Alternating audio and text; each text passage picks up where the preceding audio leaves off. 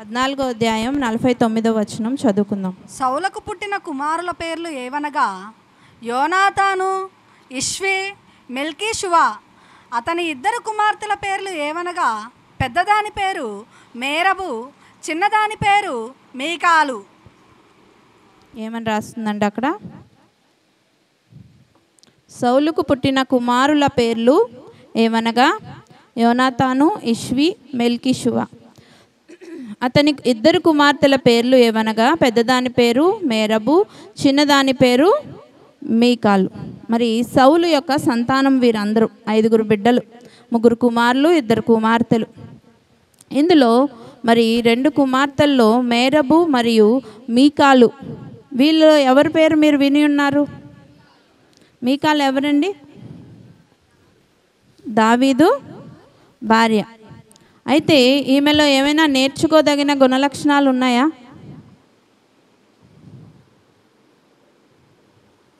ఈమె గురించి ఏమి తెలుసు మీకు? మీకు తెలిసిన విషయాలు చెప్తారా? మీకాలు గురించి మీరు ఏమని విని ఉన్నారు, ఏం తెలుసుకొని ఉన్నారు? 2 మాటలు చెప్పండి.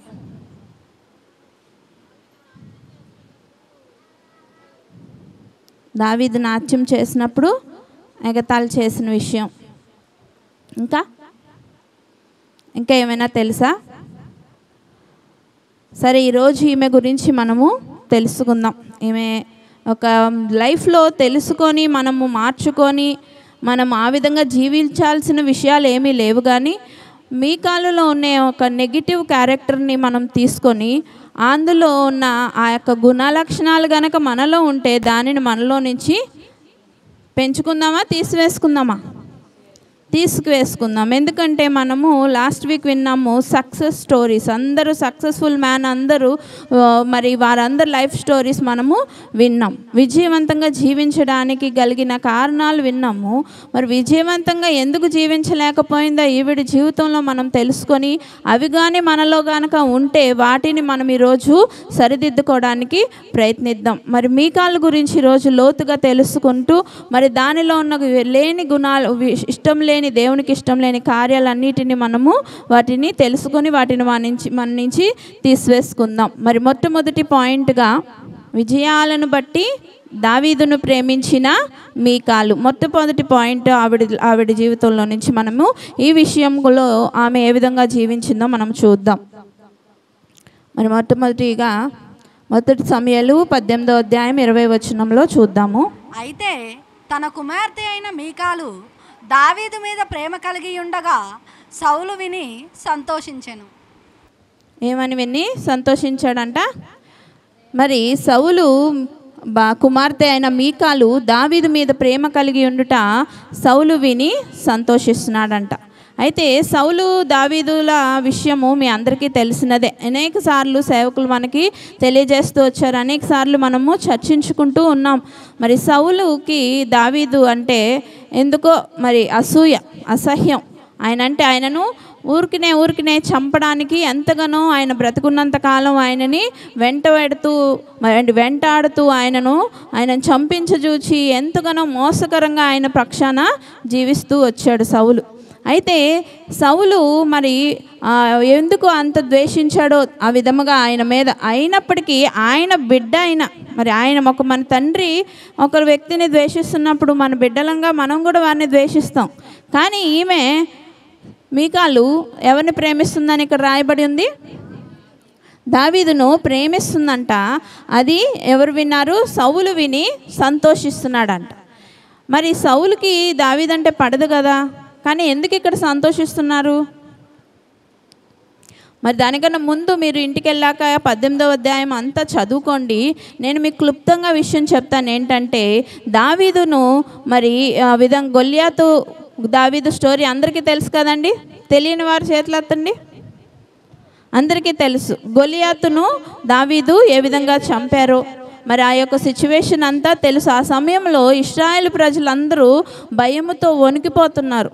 ఆ యొక్క ఫిలిస్తీయులను బట్టి ఆ యుద్ధంలో ఓడిపోతే మా జీవితాలు ఏంటి అనే ఒక భయంకరమైన పొజిషన్లో ఉన్నప్పుడు దావీదు వెళ్ళి ఏం చేశాడు, ఆయనని గొల్యాతుని చంపి వారి నుంచి ఆ యొక్క బంధకాల నుంచి వీరిని ఈ యొక్క ప్రజలందరినీ విడుదల చేసి మరి ఇంత మంచి కార్యం చేసినప్పుడు ప్రజలందరూ ఈయన బట్టి సంతోషిస్తారా లేదా అండి? ఎందుకంటే వీరులుగా శూరులుగా సైన్యంలో ఎంతోమందిని గొప్పగా ఘనముగా సౌలు పెంచుతున్నాడు. వాళ్ళందరూ ఏం చేస్తున్నారంట, దావీదు వెళ్ళిన సమయానికి గొల్యాతును చూసి మరి ఆ యొక్క గోడ వెనకాల ఎక్కడెక్కడో దాంకొని ఆయన మాటలు ఆయన స్వరానికి శివరైపోతున్నారు. అలాంటి సమయంలో దావీదు వెళ్ళి మరి ధైర్యముగా మరి ఆ యొక్క సిచ్యువేషన్ని హ్యాండిల్ చేసి ఆ యుద్ధంలో గెలిచినప్పుడు మరి దావీదుని తర్వాత ఆ యొక్క ప్రజలందరూ కొనియాడుతున్నారంట. మరి చూసినట్లయితే 1 సమూయేలు 18వ అధ్యాయం 7-8 వచనాల్లో ఆ స్త్రీలు గాన ప్రతిగానములు చేయిచు వాయించుచు సౌలు 1000 కొలదియు దావీదు 10,000 కొలదియు శత్రువులను హతము చేసిరనిరి. ఆ మాటలు సౌలునకు ఇంపుగా నుండనందున అతడు బహుకోపము తెచ్చుకొని వారై దావీదు నాకు 10,000 కొలదనియు నాకు 1000 కొలదనియు స్తుతులు పాడిరే, రాజ్యము తప్ప మరి ఏమీ అతడు తీసుకొనగలడు అని అనెను. ఇక్కడ చూస్తున్నారా, మరి ఈ యొక్క సిచ్యువేషన్లో ఆయన గొలియాతు మీద జయించి వచ్చినప్పుడు అక్కడున్న స్త్రీలందరూ ఎంత భయపడిపోయి ఉంటారు కదండి. వాళ్ళ హస్బెండ్స్ అందరినీ ఏం చేశారు, ఈ యొక్క యుద్ధానికి పంపించి ఉన్నారు. మరి మా భర్తలు ఇంకా తిరిగి రారు, మా డాడీ వాళ్ళు ఇంకా తిరిగి రారు అని ఆడబిడ్డలందరూ ఎలా ఉన్నారు, ఒకలాంటి భయములోకి వెళ్ళిపోయారు. యుద్ధానికి మరి మగవాళ్ళందరూ వెళ్తారు కదండి. మరి వీరందరూ స్త్రీలు ఇంటి దగ్గర ఉండి వారి కోసం ఎదురు చూస్తూ ఇంకా మనము యుద్ధంలో ఓడిపోతే దేశంలో ఉన్న వారిని ఎంత ఘోరంగా ప్రవర్తిస్తారో అవతల వారు. ఏంటంటే వచ్చి స్త్రీలను భయంకరంగా హింసించి మానభంగాలు చేసి వాళ్ళను ఎత్తుకెళ్ళిపోయి భయంకరంగా వారిని ఇబ్బంది పెడతారు. స్త్రీలనైతే మరి పురుషులనైతే బానిసలుగా వాడేస్తారు. మరి ఒక రాజుగారిని కూడా ఫైనల్గా ఏం చేస్తారు, ఒక క్యాప్టివ్కి తీసుకొని మరి శిక్షలో పెట్టేస్తారు, జైల్లో పెట్టేస్తారు. మరి వాళ్ళ వైఫ్లను కూడా ఎంతగానో అవమానపరుస్తారు, ఇబ్బంది పెడతారు. ఈ విధంగా ఉన్నప్పుడు మరి స్త్రీలు ముఖ్యంగా ఎలా ఉంటారండి, చాలా భయంతో, బలహీనులు కదా వాళ్ళు. ఇంకా మగవాళ్ళైనా సిచ్యువేషను ఇబ్బందికరంగా ఉన్న, ప్రాణహాని ఉన్న వాళ్ళు భయము చూపియరు. స్త్రీలు ఊరికినే భయం చూపిస్తారు. అయితే వాళ్ళందరికీ వెంటనే దావీదు విషయం తెలియగానే ఉల్లాసము, ఆనందము ఉప్పొంగిపోయినప్పుడు వాళ్ళు బయటకు వచ్చి గెంతులు వేస్తున్నారు. గెంతులు వేస్తూ ఏమంటున్నారంట, దావీదుకు 10,000 సౌలుకు 1,000 అంటున్నారంట. సౌలు కదా వాళ్ళ రాజుగారు, కానీ ఆయనను ఏమంటున్నారు 1,000, కానీ దావీదుకి ఎంతంట 10,000 అని ఆయనను స్తుతులు చేస్తున్నారంట, ఘనపరుస్తున్నారంట, గౌరవిస్తున్నారంట. ఇదంతా చూసి సౌలుకి ఏమైపోతుంది, అసూయ కలిగిపోతుంది. నాకు 1,000 ఏంటి, దావీదుకు 10,000 ఏంటి, వీడు నా యొక్క రాజ్యాన్ని కూడా ఇంకా మింగేస్తాడు అనేసి ఆయన మీదకి కోపం పెట్టుకొని ఉన్నాడు. మరి 1 సమూయేలు 18:9 వచనంలో చూసినట్లయితే, కాబట్టి నాట నుండి సౌలు దావీదు మీద విషపు చూపు నిలిపెను. ఏం చూపంట, ఎలాంటి చూపు నిలిపాడు, విషపు చూపు నిలిపి మరి దావీదు మీద భయంకరంగా ఆయన ఇబ్బందులు పెడుతున్నాడు. ఆయన ఎన్నిసార్లు చంపజూచాడంట, ఈటెను విసిరి మరి ఆయనను ఇబ్బంది పెట్టి 3-4 సార్లు దావీదును చంపజూచాడంట. మరి ఇంత గొప్ప కార్యాలు, శూర కార్యాలు చేస్తూ మరి దావీదు రాజ్యాన్ని కాపాడుతూ, రాజును కాపాడుతూ, అక్కడున్న ప్రజలందరికీ మేలు జరిగిస్తున్నప్పటికీ దావీదు మీద ఎందుకో అసూయ. ఎందుకంటే ఆయననే నాకన్నా ఎక్కువ ఎందుకు ప్రేమిస్తున్నారు ఈ ప్రజలు. మరి ఆయన వెళ్ళి ఊచకోత కోసినట్టు అక్కడ ఫైటింగ్ చేసి ఆయన యొక్క యుద్ధంలో ఉన్న స్కిల్స్ అన్నీ చూపించి దేవుని శక్తితో పోరాడి వస్తున్నాడు దావీదు. మరి దావీదు మామూలుగా ఒక్కడే వెళ్ళట్లేదు, ఆయనతో పాటు ఎవరు వెళ్తున్నారు, దేవుడు వెళ్తున్నాడు. అందుకే ఆయన చేసిన పనులు అంత ఉన్నతంగా ఉంటున్నాయి, అంత ఘనముగా ఉంటున్నాయి. అలా చేసినప్పుడు దేవుడు అక్కడ ఆయనను హెచ్చిస్తున్నాడు. ఆ హెచ్చింపు ఈ సౌలు అనేవాడు చూడలేకపోతున్నాడు. ఆయన అసూయ పడిపోతున్నప్పుడు 2-3 సార్లు ఏం చేస్తున్నాడంట, వాళ్ళిద్దరే ఉంటున్నప్పుడు దావీదు మ్యూజిషియన్, మీ అందరికీ తెలుసు, ఆయన మంచిగా మరి వాయిద్యాలు వాయిస్తూ మరి అక్కడ దేవుని ఆరాధనలు చేస్తూ ఉండేవాడు. ఎక్కువ శాతం ఆయన దానికే సమయాన్ని స్పెండ్ చేసేవాడు. మరి సైన్యంలో జాబ్ చేస్తున్నప్పటికీ ఆ యొక్క పని పక్కన పెడితే ఆయన మోస్ట్ ఆఫ్ ద టైము ఏం చేసేవాడు? ఆరాధన చేసేవాడు. మనం ఎన్నిసార్లు చదివాము, దావీదు ఎన్నిసార్లు రోజుకి స్తుతి ఆరాధన చేసేవాడు? 7 సార్లు స్తుతి ఆరాధన, 3 మార్లు ప్రార్థన చేసుకునేవాడంట. అంతగా దేవునికి సమీపస్తుడుగా ఉంటున్నప్పుడు, ఆయన ఆరాధన చేస్తున్నప్పుడు రాజుగారు ఎదురుగా కూర్చొని ఆయన మ్యూజిక్ వాయించేవాడంట. ఆ వాయిస్తున్నప్పుడు ఆయనకి ఒక దయ్యము ఆవరించేదంట సౌలుకి. ఆ దయ్యం ఆవరించినప్పుడు సౌలు ఏం చేసేవాడు? ఆయన చేతిలో ఉన్న ఈటెను దావీదు మీద వేసి చంపాలి. ఎందుకంటే లోతుల్లో, ఆయన హృదయ లోతుల్లో ఏమని ఉంది? దావీదు మీద అసూయ. ఏంటి నాకన్నా వీడు గొప్ప అయిపోతున్నాడు, నేను రాజుని కదా, నేను కదా వీటన్నిటికీ మరి ఈ స్తుతులకి అర్హుడను, ఈ యొక్క ప్రజలందరూ నన్ను కదా గణపరచాలి, వీడినెందుకు గణపరుస్తున్నారని ఒక అసూయ లోపల ఉంది కదా. ఆ యొక్క ఈవిల్ స్పిరిట్ తనను ఆవరించినప్పుడు ఇంకా అది బలపడినప్పుడు ఏం చేస్తున్నాడు? ఆయన దావీదును చంపచూచున్నాడంట. మరి ఈటలు విసిరి ఎంతగానో ఇబ్బంది పెడుతున్నాడు ఆయన. అలాంటప్పుడు ఇలాంటి వాడు మరి మనం మొదటగా చూసినట్లయితే 18:20 ఇందాక ఏం చదువుకున్నామమ్మా? ఆయన సౌలు ఏంటంట? సంతోషిస్తున్నాడంట. మీకాలు దావీదును ప్రేమిస్తుంటే సౌలు ఏమవుతున్నాడు? హ్యాపీ అవుతున్నాడు. ఎందుకంటే ఆయన సౌలు గారు మొదటగా రాజ్యంలో అనౌన్స్ చేశారు. 1 సమూయేలు 17:25 చూసినట్లయితే మీరు, ఇశ్రాయేలీయులలో ఒకడు వచ్చుచున్న ఆ మనిషిని చూచితిరే, నిజముగా ఇశ్రాయేలీయులను తిరస్కరించుటకై వాడు బయలుదేరుచున్నాడు. వానిని చంపిన వానికి రాజు బహుగా ఐశ్వర్యము కలగజేసి తన కుమార్తెనిచ్చి పెండ్లి చేసి వాని తండ్రి ఇంటి వారిని ఇశ్రాయేలీయులలో స్వతంత్రులుగా చేయుననగా. చాలనా ఏమంటారా? ఇశ్రాయేలీయులను ఒకడు వచ్చుచున్నాడు, ఇశ్రాయేలీకి ఒకడు వస్తున్నాడు. ఆ మనిషిని చూచితిరే, నిజముగా ఇశ్రాయేలులను తిరస్కరించుటకై వాడు బయలుదేరుచున్నాడు. వానిని చంపిన వానికి రాజు ఏమిస్తాడంట? బహుగా ఐశ్వర్యము కలుగజేసి తన కుమార్తెనిచ్చి పెండ్లి చేస్తానని అనౌన్స్మెంట్ చేసిన తర్వాత దావీదు గొలియాతును చంపిన విషయం జరిగింది. గొలియాతు వస్తున్నాడు కదా, వాడిని ఎవరైతే చంపగలరో సైన్యము భయపడుతుంది. ఈలోపు ఇంకా వీరులు ఎవరైనా ఉన్నట్టయితే మీరు రండి, ఈ యొక్క ఎనిమిని మీరు చంపినట్లయితే మీకు ఏమిస్తాను? బహుగా ఐశ్వర్యం ఇస్తాను, అంతేకాకుండా నా కుమార్తెనిచ్చి పెళ్లి చేస్తాను. కుమార్తె ఎవరు? ఈమె కాదు, మీకాలు కాదు. ముందు మనం ఇంకో కుమార్తె పేరు చదివాం కదా, ఆమె పేరేంటి? మేరబునిచ్చి వివాహం చేస్తానని సౌలు అనౌన్స్మెంట్ చేశాడు. మరి చేసినప్పుడు మరి దావీదు విన్నై వచ్చాడు కదండి. వచ్చినప్పుడు దావీదుకు ఆమెనిచ్చి వివాహం చేయలేదు. అలా ఆయన అన్నట్టు ఐశ్వర్యం బహుగా ఇస్తానన్నాడు, అది ఇవ్వలేదు. పైపెచ్చు ఏం చేస్తున్నాడు? ఇలా స్త్రీలు పొగుడుతున్నప్పుడు ఆయన ఏమైపోతున్నాడు? అసూయ పడిపోతున్నాడు. ఏంటి, నన్ను పొగడకుండా నాకు 1000 ఏంటి, వీనికి 10,000 ఏంటి అని ఒకలాంటి అసూయ ఆయనలోకి ఆవరించిపోయి ఉన్నది. అప్పుడు ఏం జరిగిందంటే ఆయన ఆ కుమార్తెను వేరే ఒక వ్యక్తికి ఇచ్చి వివాహం చేసేసాడు. మరి దావీదుకి ఏమి ఇచ్చాడు? ధనం ఇవ్వలేదు, ఏమి ఇవ్వలేదు, కానీ ఆయుధాలు దాంట్లో ఏదో ఒక జాబ్ ఇచ్చాడంట. ఇలా తను ముందుకి జరుగుతున్నప్పుడు విషయాలు, ఈ విషయంలో మళ్ళీ ఈయన మీద అసూయ ఆవరిస్తుంది కదా. ఎందుకంటే ఈయన సైన్యంలో ఉన్నాడు, ఒక పొజిషన్ నుంచి ఒక పొజిషన్కి మరి ప్రమోషన్లు పొందుతూ ముందుకెళ్తున్నాడు. ఎందుకంటే ఒక జాబ్ మరి మీరు జాయిన్ అవుతారు, ఏదో ఒక ప్యూన్గా జాయిన్ అయ్యారు అనుకోండి. ప్యూన్గా మరి మీరు సక్సెస్ అయినప్పుడు మిమ్మల్ని ఏం చేస్తారు? మీ యొక్క సారు అప్పర్లో ఉన్నోళ్ళు, మీరు బాగా చేస్తున్నారు, మీ పెర్ఫార్మెన్సు, మీకు ఒక క్వాలిటీ ఉంది, మీ క్యాలిబర్ ఉంది కాబట్టి మీకు ఏం చేస్తారు? దానికన్నా మరి ఒక ఉన్నతమైన పొజిషన్, నెక్స్ట్ పొజిషన్ ఇస్తారా ఎవరా? అలాగా మీరు ఏమవుతారు?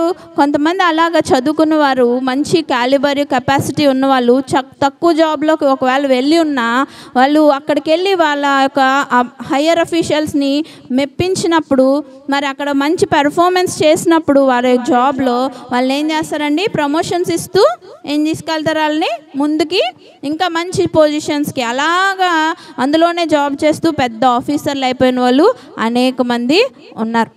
అలాగా ఈయన కూడా దావీదు గారు కూడా అక్కడ చిన్న జాబ్కే ఆయుధాలు మోసేవాడుగా జాయిన్ అప్పటికి ఆయన అలాగ సైనికుడు అయిపోయాడు. సైనికుల్లోకి వెళ్ళిపోయి మరి సహస్రాధిపతి అయిపోయాడు. అలాగ ఒక్కదాని మీద ఒక పొజిషన్లో నుంచి ఎక్సెల్ చేస్తూ ముందుకి వెళ్ళిపోతున్నాడంట.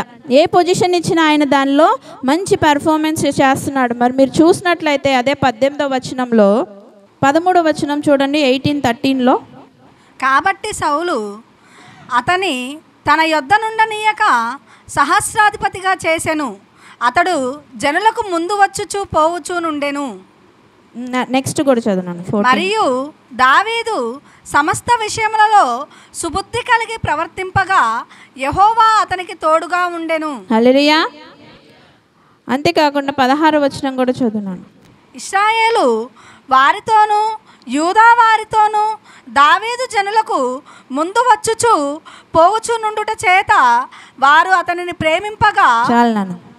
ఏమవుతుంది, ఈ ప్రజలందరిలో ఇతని మీద ప్రేమ పెరిగిపోతుంది. ఇక్కడ సహస్రాధిపతిగా చేస్తున్నాడు.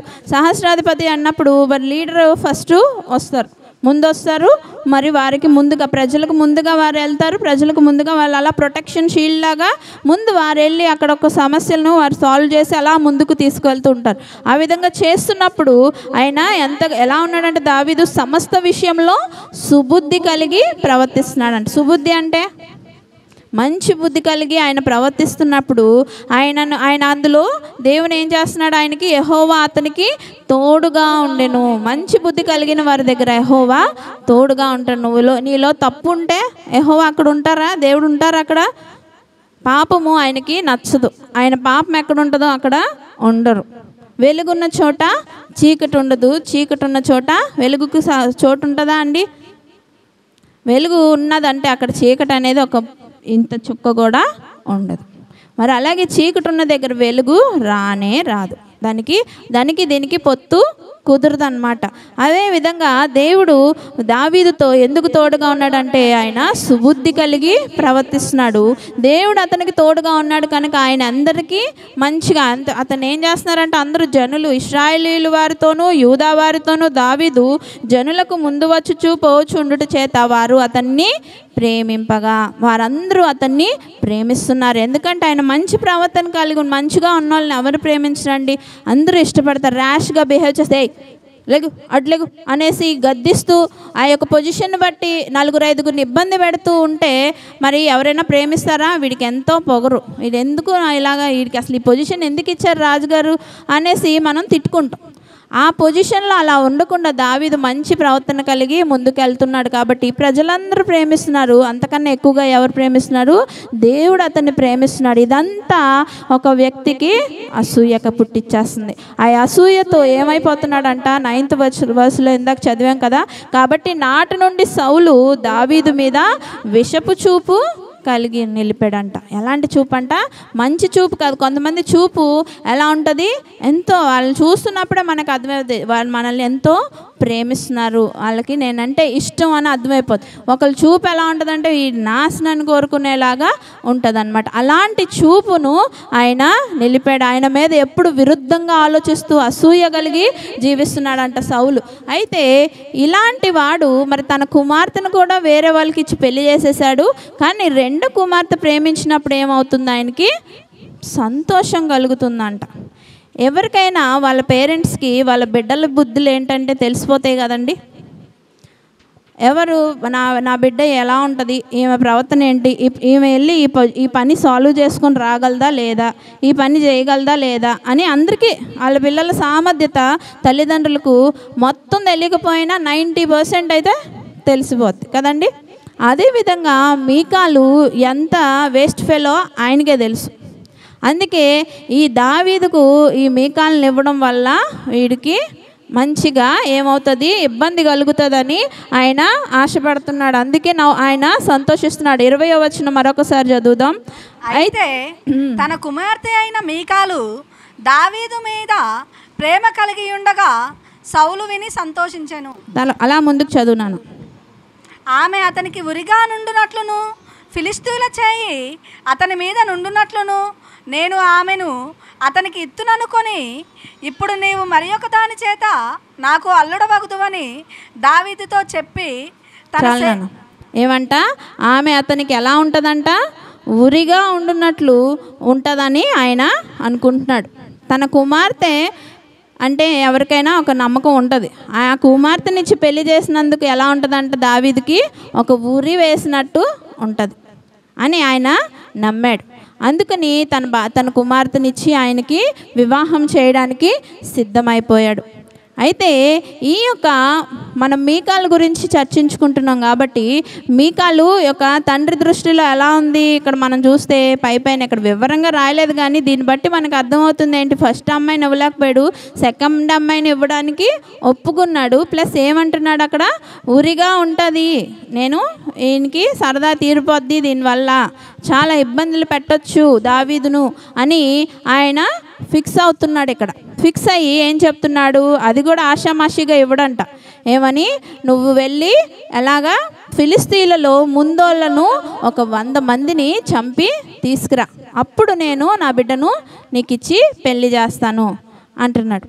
ఆయన ఇచ్చేస్తాననగానే దావీదు కూడా ఎప్పుడు తై అనుకుంటూ, నాకు నేను సామర్థుడను, నేను గొల్యాతుని చంపాను, నేను దీనికి, ఎందుకంటే ఆల్రెడీ రాజుగారు అనౌన్స్ చేశారు, నేను ఒక బిడ్డనిస్తాను, ఐశ్వర్యం ఇస్తాను, నేను దీనికి ఎలిజిబుల్ అని ఆయన ఎప్పుడు అనుకోలేదు. మీరు చూసినట్లయితే అదే 18:18లో చూస్తే, అందుకు దావీదు రాజునకు అల్లుడగుటకు నేను ఎంతటి వాడను, నా స్థితి అయినను ఇశ్రాయేలీలలో నా తండ్రి కుటుంబం అయినను ఏ పాటివి అని సౌలుతో అన్నాడు. అది ఫస్ట్ కుమార్తెను ఇచ్చినప్పుడు. మరి రెండో కుమార్తె విషయంలో కూడా అదే విధంగా మాట్లాడుతున్నాడు. చూడండి 23లో, సౌలు సేవకులు ఆ మాటలను బట్టి దావీదుతో సంభాషింపక దావీదు ఏమంటున్నాడు, నేను దరిద్రుడనై ఎన్నిక లేనివాడినై ఉండగా రాజునకు అల్లుడనగుట స్వల్ప విషయమని మీకు తోచునా అని వారితో చెప్తున్నాడు. నేను ఎంత మాత్రపు వాడిని, నేను రాజుగారికి అల్లుడయ్యే అంత అర్హత నాలో ఉందా అని తను తాను తగ్గించుకుంటున్నారే కానీ,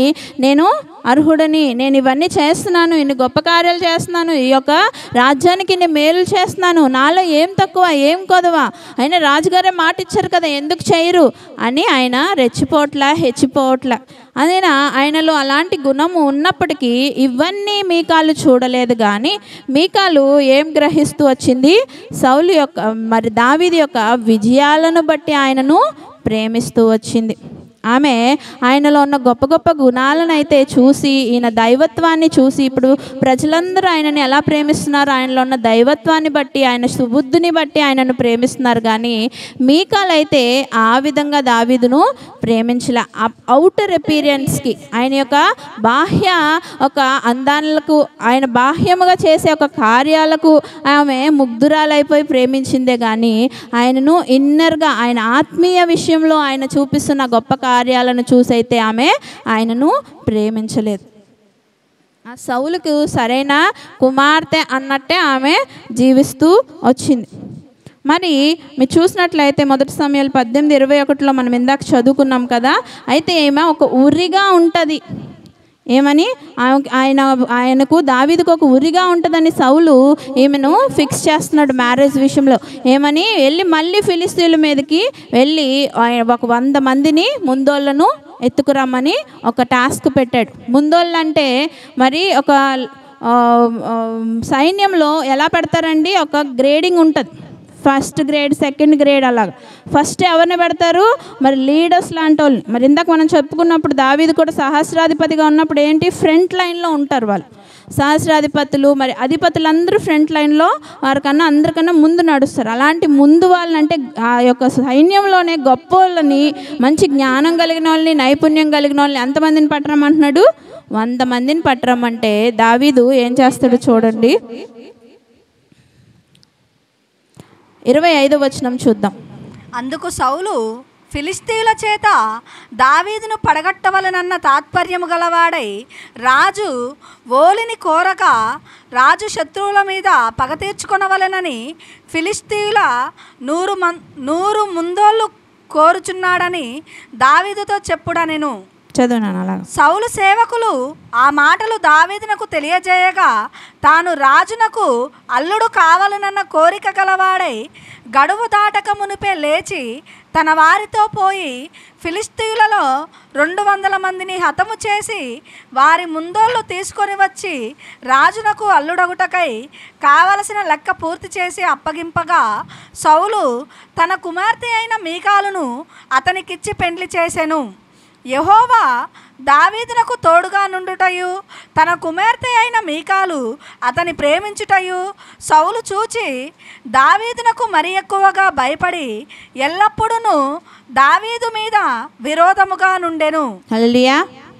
ఏం చేస్తున్నారు ఇక్కడ? ఆయన 100 మందిని తెమ్మంటే అంతమందిని తెచ్చాడు దావీదు. 200 మందిని కొట్టుకొని తీసుకొని రాగానే దావీదుకు మీకాలునిచ్చి సౌలు వివాహం చేశారు. వివాహం చేసిన తర్వాత కూడా ఆయన జీవితంలో ఏది జరిగినప్పటికీ, ఎందుకంటే దావీదు ఎలా జీవిస్తున్నాడండి, ఏది చేసినా ఎవ్రీ స్టెప్ ఎవరి ఇన్ఫర్మేషన్లో ఉంటున్నాడు, ఎవరి కన్సర్న్లో ఉంటున్నాడు, ఎవరికి ఆలోచన చొప్పున ముందుకు అడిగేస్తున్నాడు. ఆయన దేవుని ఆలోచన ప్రతిదీ ఆయన దేవుడి దగ్గరికి వెళ్ళి దావీదు విచారణ చేస్తూ ఆయన సన్నిధిలో ఆరాధన చేస్తూ ఎల్లప్పుడూ ప్రార్థన విషయంలో సమీపస్తుడుగా ఉంటూ దేవునికి ఎల్లప్పుడూ ఆయన దగ్గరగా ఉంటూ జీవిస్తున్నప్పుడు ఆయన చేసే ప్రతి కార్యము చూసిన వాళ్ళందరికీ ఎంతో ముచ్చటగా, ఎంతో ఆయన చూస్తుంటేనే దైవత్వం అలా ఉట్టి పడుతూ ఉంటుంది అనమాట. కొంతమందిని చూడగానే ఎంతో భయం వేసేస్తుంది. ఏంటి వాళ్ళు ఏం పెద్ద రాక్షసుల్లా ఉండరు, పెద్ద అపియరెన్స్లో ఏమైనా కోపంగా ఉండరు, కానీ వాళ్ళలో ఏముంటుంది, అంతటి దైవత్వం ఉంటుంది. మా డాడీ ఏమనేవాళ్ళు కాదు, అందరితో చాలా ప్రేమగా ఉండేవారు. నా ఫ్రెండ్స్ని ఇంటికి తీసుకొస్తే చాలా స్వీట్గా మాట్లాడేవాడు వాళ్ళతో. కానీ నా ఫ్రెండ్స్ 2 మినిట్స్ కన్నా ఉండేవాళ్ళు కాదు, వెళ్ళిపోయేవాళ్ళు. ఎందుకే మా డాడీ మిమ్మల్ని అంత ప్రేమిస్తుంటే ఉండట్లేదు అంటే, అమ్మో మీ డాడీని చూస్తే మాకు చాలా భయం వేస్తుంది. మా డాడీ అసలు కఠినంగా కూడా మాట్లాడరు, ఫ్రెండ్స్ ముందు అయితే అసలు మాట్లాడరు. మమ్మల్ని ఒంటరిగా అయితే తిడతారు, గద్దిస్తారు, కానీ ఆ యొక్క స్వరం కూడా బయట వాళ్ళ ముందు చూపించరు. కానీ ఆయనను చూస్తే వాళ్ళకి ఏమైపోయేదంట, భయం వేసేసేదంట. అమ్మో మీ డాడీ కళ్ళు ఏంటే అంత పెద్దగా ఉన్నాయి, మీ డాడీ ఏంటే చూస్తే అంత భయం వేస్తుంది మాకు. మా డాడీ భయంకరంగా ఏమైనా నాలుకలు వేసుకొని పళ్ళు ఇలా పెట్టుకొని అట్లా ఉన్నారా? ఎంత అందంగా ఉంటారు ఆయన మొహం చూడండి. అంత అందగాన్ని చూసి భయం వేస్తుంది అంటారేంటి అనుకునేదాన్ని. అంత చిన్న వయసులో నాకు ఆ జ్ఞానం లేదు కదా. ఇప్పుడు దేవునిలో ఎదుగుతున్నప్పుడు ఒక్కొక్కసారి డాడీ ఆరాధన చేస్తున్నప్పుడు ఈవిల్ స్పిరిట్స్ ఏమయ్యేవంటే, డాడీ కళ్ళల్లోకి చూస్తున్నప్పుడు వాళ్ళు పడిపోతుండేవారు. నాన్న కళ్ళల్లో ఏముంటుంది నాన్న, అంత పడిపోతున్నారు నిన్ను చూసి, నువ్వు డాడీ ఇలా కళ్ళు ఇలా చూస్తున్నప్పుడు ఆయనను చూసి 2-3 పడిపోవడం నేను చూసాను. ఏముంది ఈయనలో, ఏమున్నారండి, ఎవరున్నారండి? మా డాడీలో ఏమైనా మంత్రశక్తులు ఉన్నాయా? ఏమి లేవే. ఏముంది, ఆయన ఎప్పుడు ఎక్కడుండేవాడు? ఆయన అయితే మీ ముందు ఉండేవాడు, లేకపోతే దేవుని పాదాల ముందు ఉండేవాడు.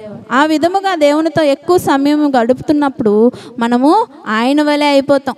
దేవుని చూసినట్టే ఒక మనిషిని చూసినట్టు అనిపిస్తుంది ఆయన. ఎందుకంటే దేవునితో ఆ సహవాసం. ఇప్పుడు మ్యాగ్నెట్ని ఒక ఐరన్ ముక్కతో రుద్దుతున్నప్పుడు ఏమవుతుంది, ఆ మ్యాగ్నెట్కి ఉన్న గుణాలన్నీ ఐరన్ ముక్కకు వచ్చేస్తాయి కదా, ఆకర్షిస్తుంది. అప్పుడు ఆ ఐరన్ని తీసుకెళ్ళి దేనికైనా పెట్టండి, అతుక్కుంటుంది. మ్యాగ్నెట్ ఏదైతే చేస్తుంటుందో ఐరన్ కూడా అదే చేస్తుంది. అదేవిధంగా దేవునితో అధికమైన సహవాసం కలిగి ఉన్నప్పుడు అవే గుణాలు మనలోకి ఉట్టిపడతాయి. అదే తేజస్సు మన ముఖంలో నుంచి ప్రకాశిస్తుంది. ఆ ముఖంలోనే ఆ యొక్క తేజస్సు, ఆయన రూపంలో ఆ అందం ఎందుకుంటుంది. ఎంతో అందంగా ఉంటారు కొంతమంది, కానీ దేవుని బిడ్డలు కాకుండా ఉన్నప్పుడు ఆ మొహం కూడా మనకు చూడబుద్ది కాదు. కొంతమందిని ఎందుకు అందంగానే ఉంటారు, మళ్ళీ చూడడానికి ఉంటారు కొంతమంది సేవకులు, దైవజనులు, కానీ ఆ మొహము చూడాలని, వాళ్ళతో మాట్లాడాలని, వారి స్పర్శను మనం తీసుకోవాలని అనిపిస్తూ ఉంటుంది. ఎందుకంటే అది సహవాసం, అది రూపంలో లేదండి, కానీ ఆ లోపల ఉన్న దేవుని ఆత్మ జరిగిస్తున్న కార్యాలవి. అదేవిధంగా దావీదులో ఆ యొక్క కార్యాలు, ఆ బిడ్డ వెళ్తున్నప్పుడు అనేకులు ఆనందించేవారు ఆయనను బట్టి. ఆ సహవాసంలో చాలామంది సంతోషించేవారు. అయితే ఇటువంటివేమి భార్యగా ఉన్న మీకాలు గ్రహించట్ల. అసలు ఇవన్నీ ఎవరు గ్రహించుకుంటారండి? జీవిత భాగస్వాములే. ఒకళ్ళంటే ఒకరికి ఏంటనేది ఇన్నర్ అని అవుటర్ అని అర్థమవుతుంది కదండి. ఆ యొక్క జీవిత భాగస్వామికి ఇవన్నీ కనిపించట్లేదు, కానీ ఆమె ఏం చూస్తుంది? ఆయన బాహ్య రూపము చూస్తుంది. బాహ్యముగా ఆయన చేస్తున్న గొప్ప కార్యాలను బట్టి ఆయనను ప్రేమిస్తుంది. దావీదంట గొల్యాతును చంపాడంట. ఎవరే ఆ దావీదు అని అందరూ చూడడానికి వెళ్తారు కదా, ఆ గొప్పగా ఉంది కదా ఆయన బట్టి, అది ప్రేమించింది. ఆయన గొప్ప గొప్ప కార్యాలు, ఇప్పుడు 100 మందిని కట్టుకురమ్మంటే 200 మందిని కొట్టుకొచ్చారంట. ఎవరే ఆయన, చూద్దాం కదండి అంటాం కదండి. ఏదైనా ఒక గొప్ప విషయం జరిగినప్పుడు ఒకళ్ళని బట్టి ఒకళ్ళు నలుగురు తెలుసుకొని దాని గురించి గర్వపడతామే. అలాంటి విధముగా ఈమె ప్రేమిస్తుందే కానీ తన భర్త ఈ విజయాన్ని ఎలా సాధించాడు, తనతోనే సహవసిస్తుంది. తను ఏం చేస్తున్నారో చూస్తుంది. ఆయన ఏం చేస్తున్నారు? నిత్యము డ్యాన్సులు చేసుకొని రోడ్ల మీద తిరుగుతున్నారా? ఎప్పుడు ప్రార్థన చేసుకుంటున్నాడు, వాక్యం చదువుకుంటున్నాడు, దేవునితో సంభాషిస్తున్నాడు, ఆరాధన చేసుకుంటున్నాడు. ఎప్పుడు మ్యూజిక్ వాయించుకుంటూ, పాటలు రాసుకుంటూ, పాటలు పాడుకుంటూ ఆరాధనలోనే గడుపుతూ ఉంటారు. అలాంటి ఆయనను నువ్వు సహవసిస్తున్నప్పుడు వింటూ వింటూ ఆ పాటలన్నీ నీకు ఎక్కేయాలి. నీకు ఎక్కట్లా, నీ బుర్ర ఎక్కడో ఉంది. నువ్వు ఎలా ఉన్నావంటే దావీదు యొక్క అందాన్నే ప్రేమించింది. ఆ 1 సమూయేలు 16:12 చూసినట్లయితే దావీదు యొక్క అందాన్ని గురించి అక్కడ రాసి ఉంది, చూడండి. అతడు వాని పిలువనంపించి లోపలికి తోడుకొని వచ్చెను. అతడు ఎర్రని వాడును, చక్కని నేత్రములు గలవాడును, చూచుటకు సుందరమైన వాడునై ఉండెను. అతడు రాగానే నేను కోరుకున్నవాడు ఇతడే, నీవు లేచి వానిని అభిషేకించుమని యెహోవా సెలవీయగా సమూయేలు తైలపు కొమ్మును తీసి వాని సహోదరుల ఎదుట వానికి అభిషేకము ఏమనుంది ఇక్కడ? చక్కని నేత్రములు కలిగిన వాడు, ఎర్రని వాడు, చూచుటకు ఎలా ఉన్నాడు? సుందరమైన వాడంట దావీదు. దావీదు అంత అందగాడు కాబట్టే ఆయన కుమారుడైన అబ్షలోము గురించి బ్యాడ్ క్యారెక్టర్ అయినప్పటికీ ఆయన అందం అంట అసలు అలా అక్కడ ప్రపంచం అంతా చెప్పుకునేవాళ్ళంట ఆ టైంలో. అలాంటి అందగాడు ఇప్పటికీ పుట్టలేదన్నట్టే మరి చరిత్రకారులు చెబుతున్నారు. మరి ఆ అందం ఎలా వచ్చేస్తుందండి? ఇప్పుడు మనకి ఎలా వస్తుంది మన అందం? మనమే ఓన్ చేసుకుంటామా? నువ్వు చూస్తూ ఉండగా మీ డాడీలా కనిపిస్తున్నావేంటి, నువ్వు చూస్తూ ఉండగా మీ మమ్మీలా కనిపిస్తున్నావేంటి అంటారు. మరి అందం ఎవరిదంటారు? అమ్మ నాన్నలదే కదండి. మరి అంత అందగాడైన దావీదు కుమారుడు కాబట్టి అబ్షలోము అంత అందగాడు అనమాట. అలాంటి అందగాన్ని, ఆ అందాన్ని చూసి ఆమె ముగ్ధురాలైపోయి ప్రేమించింది. ఆయన బాహ్య రూపాన్ని చూసి ప్రేమిస్తుంది, ఆయన విజయాలను బట్టి ప్రేమిస్తుంది. కానీ ఆయనలో ఉన్న ఆత్మీయతను చూసి అటువంటి శ్రద్ధ కలిగి నేను జీవిద్దాము, ఈయనలాగా మారుదామనే ఆలోచన ఆమెకు లేదు. మీరు చూసినట్లయితే 2 సమూయేలు 6వ అధ్యాయం 20 నుండి 22 వచనాలు చూసినట్లయితే, తన ఇంటి వారిని దీవించుటకు దావీదు తిరిగి రాగా సౌలు కుమార్తెయగు మీకాలు దావీదును ఎదుర్కొన బయలుదేరి వచ్చి హీనస్థితి గల పనికత్తెలు చూచుచుండగా వ్యర్థుడొకడు తన బట్టలను విప్పివేసినట్టుగా ఇశ్రాయేలీలకు రాజువైన నీవు నేడు బట్టలను తీసివేసి ఎంత ఘనముగా కనబడితివని అపహాస్యము చేసినందున దావీదు నీ తండ్రిని అతని సంతతిని విసర్జించి ఇశ్రాయేలీయులను తన జనుల మీద నన్ను అధిపతిగా నిర్ణయించుటకై నన్ను ఏర్పరచుకొనిన యెహోవా సన్నిధిని నేనలాగు చేసి తిని, యెహోవా సన్నిధిని నేను ఆట ఆడి తిని, ఇంతకంటే మరి ఎక్కువగా నేను తృణీకరింపబడి నా దృష్టికి నేను అల్పుడనై నీవు చెప్పిన పనికత్తెల దృష్టికి గనుడనగుదనని మీకాలుతో అనెను. హల్లెలూయా. ఇక్కడ ఏం చేస్తుందామా? ఆమెకి నిజంగానే దైవభక్తి ఉంటే ఇక్కడ ఆయనను అలా అసహించుకుంటుందా?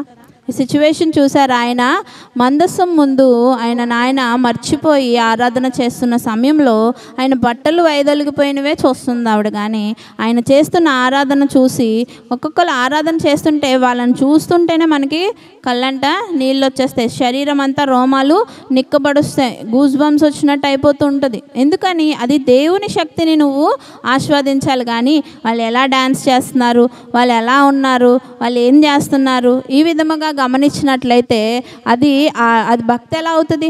నువ్వు అది ఫన్ చేస్తున్నావా? ఇప్పుడు ఫన్ ఎందుకు నీకు? ఆయన ఎందుకు ఏడుస్తున్నాడు, ఎందుకు ఆరాధన చేస్తున్నాడు, ఎందుకు అలా చేస్తున్నాడు, నేను చేసి అదేంటిదో తెలుసుకుంటాను అనే మనసు ఆమెకి లేదు. దీన్ని బట్టి చూస్తే ఆమె విజయాలను బట్టి ఆయన ప్రేమించిందే కానీ ఆయన బాహ్య రూపము ఆ యొక్క అందాన్ని తెలుసుకొని ఆయనను ప్రేమించిందే కానీ ఆయనలో ఉన్న ఆత్మీయ స్థితిని బట్టి ఆమె ఆయనను ప్రేమించలేదు. మరి రెండో పాయింట్గా చూస్తే దేవుని చేతిలో సాధనముగా ఉపయోగపడిన మీకాలు. దేవుని చేతిలో సాధనముగా ఉపయోగపడిన మీకాలు. మరి మొదటి సమూయేలు గ్రంథము 19వ అధ్యాయము 11 నుంచి 13 వచనాలు చదువుకుందాం. ఉదయమున అతని చంపవలెనని పొంచియుండి దావీదును పట్టుకొనుటకై సౌలు అతని ఇంటికి దూతలను పంపగా దావీదు భార్య అయిన మీకాలు, ఈ రాత్రి నీ ప్రాణమును నీవు దక్కించుకుంటేనే గాని రేపు నీవు చంపబడదు అని చెప్పి కిటికీ గుండా దావీదును దింపగా అతడు తప్పించుకొని పారిపోయెను. తరువాత మీకాలు ఒక గృహదేవత బొమ్మను తీసి మంచము మీద పెట్టి మేకబొచ్చు తలవైపున ఉంచి దుప్పటితో కప్పివేసెను. హల్లెలూయా, హల్లెలూయా. ఏం చేస్తుంది ఇక్కడ? మీకాలు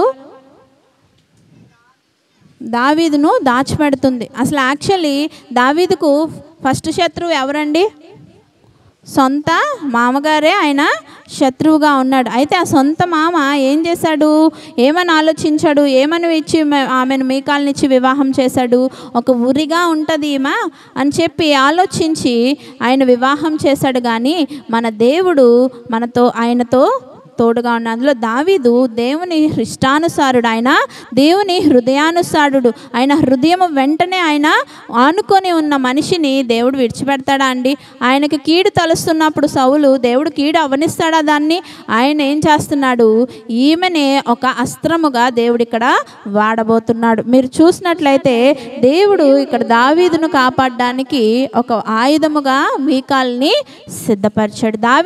సౌలు అనుకుంటున్నాడు ఈమె ఒక ఉరిగా ఉంటుంది, ఈయనను ఇబ్బంది పెడుతుంది, దావీదు యొక్క బాధలు చూసి నేను ఆనందిద్దాం అనుకున్నాడు. కానీ మరి చూసినట్లయితే మనం ఇందాకే చదువుకున్నాము 29వ వచనంలో 19లో దావీదునకు మరి ఎక్కువగా భయపడుతున్నారు. 28లో చూస్తే యెహోవా దావీదునకు తోడుగా ఉండుటయు తన కుమార్తె అయిన మీకాలు అతన్ని ప్రేమించుటయు సౌలు చూచి ఏం చేస్తున్నాడు? దావీదునకు మరి ఎక్కువగా భయపడి ఎల్లప్పుడూ దావీదు మీద విరోధముగా ఉంటున్నాడు. ఏమనుకున్నాడు? మీకాలు వెళ్ళి అతన్ని ఇబ్బంది పెడుతుంది అనుకుంటే మీకాల్ని ఎలా మార్చాడు దేవుడు? అతన్ని ప్రేమించేదానిగా మార్చాడు. ఆ ప్రేమించే మనసును దేవుడే ఆమెకు ఇచ్చాడు. కాబట్టి ఇక్కడ ఏం చేస్తుంది? దావీదును చంపడానికి సౌలు ఒక ప్లాన్ వేసినప్పుడు అది ఆమెకు తెలిసిపోతుంది కదా, ఎంతైనా ఆయన కుమార్తె కదా. తెలిసిన వెంటనే ఆమె ఏం చేస్తుంది? దావీదును కిటికీ గుండా ఏం చేస్తుంది? దాటించేసింది అక్కడ. లేకపోతే ఆ నైట్ సౌలు వచ్చి ఆయన చంపేయడానికి అలాంటి పక్కా ప్లాను జరిగిందనమాట. జరిగినప్పుడు సౌలు నుండి ఎవరు దాచిపెట్టారు? ఈయనను దావీదును మీకాలే దాచి ఎలా చెబుతుంది? ఆయన పడుకున్నట్టు ఒక గొర్రె బొచ్చును తను పూజ చేస్తున్న ఒక దేవతని ఆ మంచమే పడుకోబెట్టి మనిషిలాగా దాని మీద ఏం చేసింది? ఆ గొర్రె బొచ్చును కప్పి మనిషే పడుకున్నట్టు మరి అక్కడ జనాలకి కొంతసేపు మైండ్ మార్చింది అనమాట, డీవియేట్ చేసింది. ఈ లోపు దావీదు తప్పించుకుపోయాడు అనమాట. ఈ విధముగా దేవుడు ఆయనకు ప్రతికూలముగా ఉన్న పొజిషన్లో ఉన్న ఆమెను కూడా దేవుడు ఏం చేశాడు? దావీదుకు ఆ విరోధముగా రూపడిన ఏ ఆయుధాన్ని వర్ధిల్లనివ్వకుండా ఏం చేశాడు దేవుడు? ఆమెతోనే దావీదును తప్పించేలాగా దేవుడు ఇక్కడ ఒక సాధనముగా ఆమెను ఉపయోగపరుచుకున్నాడు. ఇక్కడ ఆమె ఇరికాట పెడుతుంది, ఇబ్బంది పెడుతుంది అనుకున్నదా? ఏమైపోయింది? ఇక్కడ అనుకూలురాలుగా దావీదుకు మార్చబడి ఆ విధంగా ఆయనను తప్పించి వేసింది అన్నమాట. మీరు చూసినట్లయితే మొదటి సమూయేలు 18లో 11వ వచనంలో చూడండి, మరి అలాగే 19లో 10వ వచనం చూడండి. ఒకప్పుడు సౌలు చేతిలో ఒక ఈట ఉండగా దావీదును పొడిచి గోడకు బిగించుదుననుకొని సౌలు ఆ ఈటను విసిరెను. అయితే అది తగలకుండా దావీదు 2 మారులు తప్పించుకొనెను. అలాగే 19:10 చూడండి. సౌలు ఒకే దెబ్బతో దావీదును గోడకు పొడుచుతున్న తాత్పర్యము కలిగి ఈట విసిరెను. దావీదు అతని ఎదుట నుండి తప్పించుకొనున్నందున ఈట గోడకు నాటగా దావీదు ఆ రాత్రి యందు తప్పించుకొని పారిపోయెను. అలాగా దావీదును వెంట పెడుతూనే ఉన్నాడు ఈ సౌలు. తనది ఎదురుగా ఉన్నప్పుడల్లా ఈటెలతో ఇసిరి మరి తను పని చేస్తూ మంచి మరి చేస్తూ తిరిగి వస్తున్నప్పటికీ ఆయన మీద ఆయన కత్తులు నూరుతూ ఆయన మీద ఇబ్బంది పెడుతున్నప్పటికీ కూడా దావీదును దేవుడు కాపాడుతూనే వచ్చాడు. అందుకే దావీదు చెప్తాడు కీర్తనలు 59వ అధ్యాయము 9వ వచనంలో, నా బలమా నీ కొరకు నేను కనిపెట్టుకొనుచున్నాను, నా ఉన్నతమైన దుర్గము దేవుడే. ఎవరంట? ఆయన ఉన్నతమైన దుర్గము దేవుడే. అక్కడ మీకాలు కాదు కానీ దావీదును కాపాడింది ఆయన నమ్ముకున్న ఆయన దేవుడే ఆయనను కాపాడాడు. మీరు చూసినట్లయితే ఆ సిచ్యువేషన్లో మీకాల్ని మరి సౌలు ఎందుకు వివాహం చేశాడు? ఆమె ఒక ఉరిగా ఉంటుందని వివాహం చేశాడు. ఆయనను ఇబ్బంది పెట్టడానికి వివాహం చేశాడు. అట్టి ఆవిడతో కూడా దేవుడు ఏం చేశాడు? ఆయనను తప్పించాడు. ఆమెకి ఎంత బుర్ర ఇచ్చాడు చూడండి. ఆ యొక్క విగ్రహాన్ని పెట్టేసి ఆయన మనిషి ఇక్కడ ఉన్నాడని చూపించి ఆయనను ఈ లోపుగా దాటించేసింది అక్కడి నుంచి. ఆ విధంగా దేవుడు ఆయన నమ్ముకున్న వారిని ఆయన ఎలా ఉంటాడంట? నా బలమా, నా దుర్గమా, నా ఆశ్రయ దుర్గము నువ్వే అయ్యా అని దావీదు ఎల్లప్పుడూ అందుకే ఆ మాట చెబుతుండేవాడు. ఆయన ఏ పొజిషన్లో ఇందాక మనం చదువుకున్నాం, రాత్రి కూర్చొని మ్యూజిక్ వాయిస్తున్న అతన్ని ఆయన మ్యూజిక్ వాయిస్తున్నప్పుడు ఆయన ఎలా ఉంటాడు? ఆ మ్యూజిక్లో లీనమైపోయి ఉంటాడు. ఇప్పుడు ఆనంద్ ఉన్నాడు, వాయిస్తున్నాడు, వాడు మనల్ని చూస్తాడా? ఆ మ్యూజిక్ తాళం రైట్ పడుతుందా రాంగ్ పడుతుందా అక్కడే ఉంటుంది ఆయన మైండ్. ఈలోపు మనం ఏదైనా ఇసిరితే ఆయనకి ఏమవుతుంది? తగిలి ఆయన చనిపోతాడు. కరెక్ట్గా అందులో సౌలు మంచి షూటర్. ఆ ఈట పట్టుకొని ఆయన ఇసిరితే కరెక్ట్గా ఆయన ఎక్కడ వేయాలి ప్లేస్ చేయాలనుకున్నాడో ఇక్కడ మెడకు గుచ్చి దాంతో పాటు దావీదు వెళ్ళి గోడ కొట్టుకోవాలని ఆయన ప్లాన్ అనమాట. ఎప్పుడు ఆయనకు అలాగే అనిపించేదంట ఈట విసిరినప్పుడు. అలా చేయాలని ఆయన ప్లాన్ చేస్తున్నా సరే దావీదుకు ఆ మెలకువతనం దేవుడిచ్చి తప్పించుకుంటూ అక్కడి నుండి పారిపోయేవాడు. కానీ దావీదు ఎంతోమందిని చంపినప్పుడు, ఫిలిస్తీయుడైన గొలియాతుని చంపినప్పుడు ఈ సౌలు ఎంత మాత్రము. కానీ దావీదు ఎన్నడూ దేవునికి విరుద్ధమైన పనులు చేయలేదు. ఆయన అభిషేకించబడిన దేవుని బిడ్డ ఉన్నాడు. అట్టి అభిషక్తుడిని నేను ముట్టకూడదని ఆయనను ముట్టలేదు. కానీ అక్కడి నుంచి తప్పించుకొని ఆ సమస్య నుండి పారిపోతూనే వెళ్ళేవాడు. అలాగే దేవుడు ఆయనను కాపాడుతూ ఉండేవాడు. అందుకే ఆయన అంటున్నాడు, నా బలమా నీ కొరకు నేను కనిపెట్టుకొనుచున్నాను, నా ఉన్నతమైన దుర్గము దేవుడే అని దావీదు ఇక్కడ తెలియచేస్తున్నాడు. మరి సౌలు చూస్తే ఈ విధంగా ఆయనను ఇబ్బంది పెడుతున్నాడు. మీకాలు బట్టి కూడా ఆయన ఈ విధంగా మీకాలు తనను తప్పించినప్పుడు సౌలు ఉగ్రుడైపోతాడు.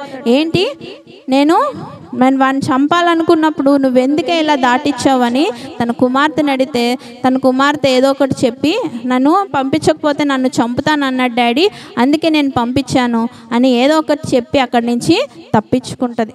కానీ దేవుని బిడ్డలను దేవుడు ఎంతగానో కాపాడువాడై ఉన్నాడు. చూసినట్లయితే ఆ యెషయా గ్రంథము 55:8 వచనాల్లో,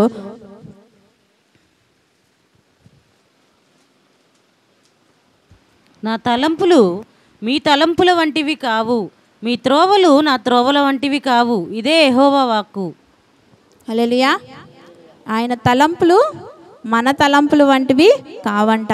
మరి అందుకే సౌలు ఏం తలంచాడు? మీకాలతో ఆయనని ఒక ఉరిగా చేసి ఈయనని ఎలా అయినా స్పాట్ పెట్టి త్వరగా అక్కడి నుంచి మరి ఆయనను చంపేయాలి, ఆయన మీద పగ తీర్చుకోవాలని ప్లాన్ చేసినప్పటికీ దేవుని తలంపులు మన తలంపులు వంటివి కావు. దేవుడు ఆయనను కాపాడుకుంటూనే వచ్చాడు. ఈ విధముగానే దావీదుకు ఉరిగా ఉంటుంది అనుకున్న మీకాలుని దేవుడు ఏ విధంగా మరి ఆయనకు అనుకూలముగా మార్చాడో మన జీవితాల్లో కూడా ఎన్నో ఉరిగా మన మీదకి వచ్చే ఉంటాయి. అలాంటి వాటితోనే దేవుడు మనల్ని కాపాడువాడై ఉన్నాడు. కానీ మనం ఏ ఊరికి చూసి మనము భయపడవసరం లేదు. దావీదు వలె మనము చెప్పాలి, నా బలమా, నా కోట, నా ఆశ్రయ దుర్గము నువ్వేనయ్యా, నీ కొరకే నేను కనిపెట్టుకుంటున్నాను తండ్రి అని దేవునికి మనము తెలియజేయాలి. ఎందుకంటే మన తలంపులు మరి దేవుని తలంపులు వంటివి కావు. ఆయన తలంపులు ఎంతో ఉన్నతమైనవి. ఆయన తలంపులు ఉన్నప్పుడు మనం ఎందుకంటే అనవసరంగా టెన్షన్ తీసుకోవడం. దేవుడు అందుకే చెప్తున్నాడు, మీ చింత యావత్తు నా మీద వేయండి రా బాబు, మీరు చింతించొద్దు, మీరు హ్యాపీగా జీవించండి, నేను మీకు అన్నీ పెట్టాను లోకంలో, ఎంజాయ్ చేయండి, నన్ను మాత్రమే ఆరాధిస్తూ నాకు సమీపస్తులుగా ఉండండి, నేను మీకు కరెక్షన్ చేస్తూ మిమ్మల్ని సెట్ చేయడానికి నేనున్నాను నాన్న అని దేవుడు తెలియజేస్తున్నాడు. అది దావీదు కరెక్ట్గా ఫాలో చేస్తూ వచ్చాడు. అందుకే దావీదును దేవుడు అది అలాగే కాపాడుకుంటూ వచ్చాడు. మీకాలను ఒక ఉరిగా పెట్టినప్పటికీ ఆ ఉరితోనే దేవుడు ఆయనను కాపాడుకున్నాడు. హల్లెలూయా, హల్లెలూయా. మరి కూడా పాయింట్ చూద్దాం మీకాల్ గురించి. గృహదేవతలను విడువని మీకాలు. మరి 1 సమూయేలు 19:13 చూసినట్లయితే, తరువాత మీకాలు ఒక గృహదేవత బొమ్మ తీసి మంచము మీద పెట్టి మేకపోచ్చు తలవైపున ఉంచి దుప్పటితో కప్పివేసెను. ఇక్కడ చూసినట్లయితే ఆమె ఏం తీసి దాని మీద పెట్టింది? ఏదో ఒక టాయ్, మన ఇంట్లో ఉన్న టెడ్డీ బేర్నో అలాంటి దాన్ని పెట్టలే, ఏదో ఒక వస్తువులు తెచ్చి ఒక రోకలో పెట్టలే. ఆమె ఏం పెట్టింది? గృహదేవతని పెట్టిందండి. గృహదేవత ఒక్కొక్కరికి మా ఇంటి దేవత అండి అని ఉంటుంది. మీరు అందరూ ఆల్రెడీ కన్వర్టెడ్ కాబట్టి మీ అందరికీ ముందు ఆ యొక్క హిందూ ఆరాధనలు తెలిసే ఉంటుంది, ఆ పద్ధతులు తెలిసే ఉంటుంది. ఊరు దేవత, గడప దేవత, గృహదేవత, వీధి దేవత, ఏవేవో ఉంటాయి. మళ్ళీ హోల్ అండ్ సోల్ ఒక పెద్దది ఉంటుంది.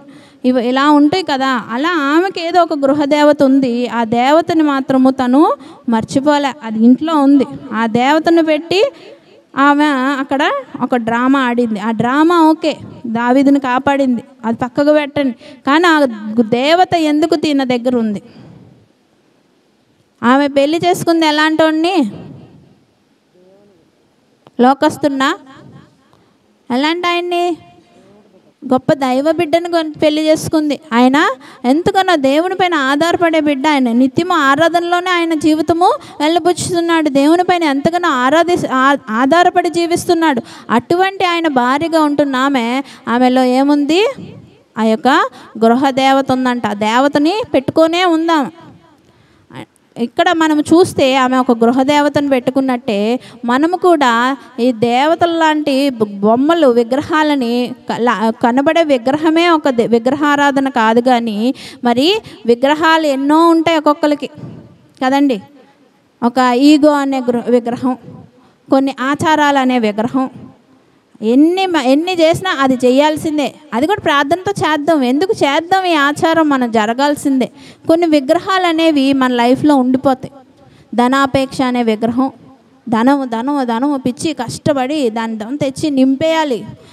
ఒక బ్యాంక్ అకౌంట్లో నింపేసుకోవాలి, బీరువాల్లో నింపేసుకోవాలి.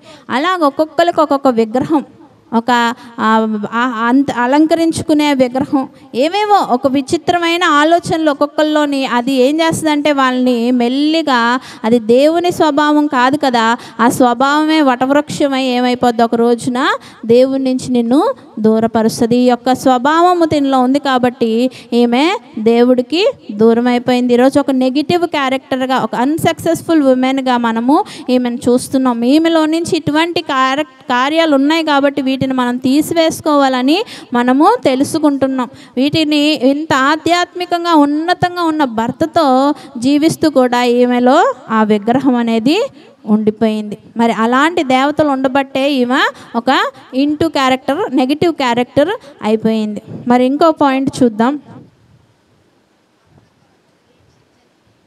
భర్త కొరకు నిరీక్షించని మీకాలు. 1 సమూయేలు 25:44 చూద్దాం. సౌలు తన కుమార్తె అయిన మీకాలు అను దావీదు భార్యను ఫల్తీయేలని గల్లీము వాడైన లాయిషు కుమారునికి ఇచ్చి ఉండెను. ఏం చేస్తుంది? భర్త కొరకు ఆమె నిరీక్షించలే. ఆమె నమ్మి తన భర్తను దాటించింది, కిటికీలో నుంచి తన తండ్రి దగ్గర నుంచి కాపాడింది. కానీ తన తండ్రి వచ్చి అడిగినప్పుడు ఏదో ఒక కప్పిపుచ్చుకుంది. కానీ తన తండ్రి ఇంకా వాడు రాడు, నువ్వు వేరే వాడిని నీకు ఇచ్చి పెళ్లి చేస్తానన్నప్పుడు ఏం చేస్తున్నావా? వేరే వాడిని వివాహం చేసుకుంటుంది. ఇక్కడ ఏం చేస్తున్నారు? సౌలు తన కుమార్తె అయిన మీకాలు అనే దావీదు భార్యను పల్తీయేలను గల్గీము వాడైన లాయిషు కుమారునికి ఇచ్చి ఉండెను. ఆయనకిచ్చి వివాహము చేసేసుకుంది. నీకు నీ భర్త యొక్క వీరశౌర్య కార్యాలను చూసే కదా మళ్ళీ పెళ్లి చేసుకున్నావు. మరి వాటి మీద కూడా నీకు చెప్పాలంటే నమ్మకం లేదు. అతను నమ్ముకున్న దేవుడి మీద నీకు నమ్మకం లేదు. అందుకే ఒక విగ్రహాన్ని పెట్టుకొని ఇంట్లో ఉంది ఆమె. కనుక ఆమెకు నిరీక్షణ లేదు తన భర్త మీద. మళ్ళీ ఇందాక మన వాక్యంలో చూస్తే ప్రేమిస్తుందని రాసి ఉంది. మనకు ప్రేమిస్తుండబట్టే కదా వాళ్ళ తండ్రికి భయం వేసింది. మరి ఇదేం ప్రేమ? నిజమైన ప్రేమేనా? కొంతమంది నిజమైన ప్రేమ కలిగిన వాళ్ళు తన భర్త తన ముందు చనిపోతే మళ్ళీ పెళ్లి చేసుకోమ్మా అన్నా చేసుకోరు. మరి ఇదేం నిజమైన ప్రేమ? ఇక్కడ చూస్తే ఆమె ఏం చేస్తుంది, ఇంకొకరినిచ్చి వాళ్ళ తండ్రి పెళ్లి చేస్తానంటే చక్కగా చేసేసుకుంది. దీన్ని బట్టి దావీదు మీద ఆమెకు ప్రేమ ఉందా? నమ్మకం ఉందా? నిరీక్షణ ఉందా? నిరీక్షణ లేదు. మనము కూడా దీన్ని బట్టి చూసి నేర్చుకోవాల్సింది ఏంటంటే, మనము నిరీక్షణ లేని వారిగా మన దేవుడు ఏదో సమయం ఒక్కొక్కసారి ఒక పరిష్కారం అనేది టైం తీసుకుంటాడు దేవుడు మన జీవితాల్లో. వెంటనే నిరీక్షణ లేని వారిగా ఏం చేస్తాము, వేరే ఒక విగ్రహాల దగ్గరికి వెళ్ళిపోతాం. మన సంఘంలోనే మేము చిన్న టైంలో ఒకళ్ళు ఉండేవాళ్ళు, ప్రార్థనకు వచ్చారు. ఇక్కడికి వస్తే సమస్య సాల్వ్ అవుతుంది, ఇంటికి వెళ్తే సమస్య సాల్వ్ అవ్వట్లా. సేవకుడు వెళ్ళి చెప్పాడు, ఈ సమస్య ఇందును బట్టి వస్తుందమ్మా, ఈ విషయాన్ని మీరు దూరం చేసుకోండి అంటే ఏం చేశారంటే వాళ్ళు ఫైనల్గా ఆ విషయాన్ని దూరం చేసుకోలేదు కానీ సేవకుడిని దూరం చేసుకొని ఆ యొక్క విషయానికి దగ్గర అయిపోయారు. అదేంటిది? విగ్రహారాధన. వెళ్ళి పోములు నోములు చేసేసి ఆ విధంగా లోకంలోకి వెళ్ళిపోయారు. అంటే వీళ్ళకి నిరీక్షణ ఉందా అండి? నిరీక్షణ లేదు. ఎందుకు? ప్రేయర్ చేయగానే వాళ్ళకి ఏమైపోవాలి, అలా హాంఫట్ అనే వెంటనే కార్యం అనేది అలాగా జరిగిపోవాలి, మ్యాజిక్ షో జరిగిపోవాలన్నమాట. నీ యొక్క నిరీక్షణ ఏది? దేవుడు నీ యొక్క నిరీక్షణ కోసం కూడా ఎదురు చూస్తాడు. నిన్ను కొన్నిసార్లు కావాల్సుకొనే మంటల కొలిమిలోకి పంపిస్తాడు, కానీ ఆయన నీ వెంట ఉంటాడు. నీకు నిరీక్షణ లేదు, నువ్వెవరినో చూస్తూ ఎవరి కోసమో ఇదైపోతూ అక్కడ ఏమైపోతున్నావు, ఫెయిల్ అయిపోతున్నావు. నీ తండ్రి మాట ఎలా నమ్మేస్తావు? నీ భర్త ఏంటో నీకు తెలీదా? ఆయనతో కలిసి సహజీవనం చేసావు కదా, నీ భర్తని నీ తండ్రి చంపచూస్తున్నాడు, ఇవన్నీ నువ్వు చూస్తున్నావు కదా. అదేమైనా మంచి ఒక కార్యంతో చంపుతున్నాడా మీ డాడీ? ఏమైనా అతన్ని అసూయతో చంపుతున్నాడు? నీకు అది కూడా అర్థం అవట్లేదు. ఎదిగిన దానివై ఉన్నావు కదా. లోకమంతా నీ భర్తను ప్రేమిస్తున్నప్పుడు నీ భర్త మీద ఎందుకు నీ తండ్రికి ఇబ్బంది కలుగుతుందో కూడా నీకు అర్థం కాలేదా? ఇక్కడ ఏం చేస్తుంది, ఆయన తండ్రి చెప్పగానే ఆ ఫల్తీయేలు అనే ఆయనను వివాహము చేసేసుకుంది. అంటే ఈ విధంగా చూస్తే ఆమె నిరీక్షణ లేని దానిగా మనకిక్కడ కనిపిస్తుంది. తన భర్త కోసము దావీదు కోసము నిరీక్షించలేదు. మనము కూడా అట్టువారిగా అయితే ఉండొద్దు. మన దేవుని కోసము మనము నిరీక్షిద్దాం. మన నిరీక్షణ లేని వారిగా మనము ఉన్నప్పుడు మన యొక్క క్రైస్తవ్యమే వ్యర్థం. మన క్రైస్తవ్యమే ఆధారపడిందే దేని మీద? ఫెయిత్ మీద, నిరీక్షణ మీద. హోప్ ఉండాలి. దేవుడు నా జీవితంలో ఉన్నాడు, ఆయన కార్యాలు చేస్తున్నాడు. చేసినవి చూసి రుచి చూచి కూడా ఈరోజు జరగని ఈ ప్రజెంట్ టైంలోకే నువ్వేమైపోతావు, వెంటనే టక్మని నిర్ణయం తీసుకొని వేరే విషయంలోకి జంప్ అయిపోతావు. అలా జంప్ అయిపోకూడదు, కానీ నువ్వు నిరీక్షణ కలిగి ఆ యొక్క ఉండాలి. ఈ యొక్క మీకాలు వలె నిరీక్షణ లేని దాని వలె నీ భర్త అయిన నీ యొక్క దేవుని నువ్వు విడిచిపెట్టకూడదు. ఆయనే కదా మనకు వరుడై ఉన్నాడు. మనం వధువుగా ఆయనను చేరుకునే వరకు మనము ఆయన మీద నమ్మకము ఉంచాలి. ఆయన వస్తాడు, ఖచ్చితంగా ఆయనే వస్తాడని నమ్మకము మనలో ఎప్పుడూ ఉండాలి. ఆయన ఎప్పుడు వస్తాడు? మా చిన్నప్పటి నుండి చెప్తున్నారులే, యేసు ప్రభు అసలు ఉన్నాడా లేడా, ఇలాంటి క్వశ్చన్స్లోకి వెళ్ళిపోయామనుకో ఇక ఒక మీకాలు వలె ఏమైపోతావు, వేరే వాడిని పెళ్లి చేసుకుంది కదా, అలాగా నువ్వు కూడా వెళ్ళి సాతాన్ని పెళ్లి చేసుకొని ఆడి జీవితంలోకి వాడికి అని సిద్ధపరిచిన అగ్నిగుండంలోకి వెళ్ళిపోవడమే.